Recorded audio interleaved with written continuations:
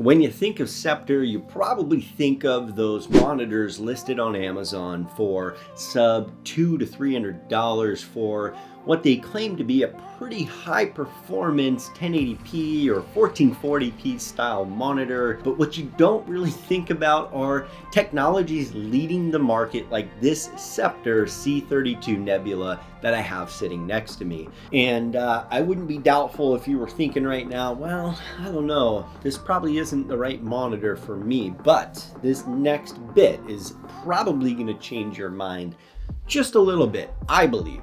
And that's when I hooked up the AMD 5700 XT. I've had this card for a couple of years and I'm glad I used it for this test because I was actually quite pleased with what I found. I jumped into a bit of Vanguard, pairing it with this 5700 XT and the adaptive sync on the monitor. I have to believe that Scepter probably uses AMD Radeon, I don't know for sure, as their main benchmarking for this monitor. Because even as I stop, I'll stop multiple times as I'm sprinting full speed towards the opponents, and there's zero ghosting and motion blur happening. Now, I can probably find some pretty rough parts here, but even as I'm scoping in and shooting this bot here, I'm moving pretty fast.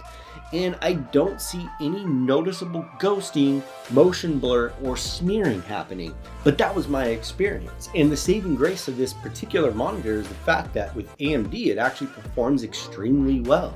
Better, in my opinion, than Nvidia. And that is a win in my book.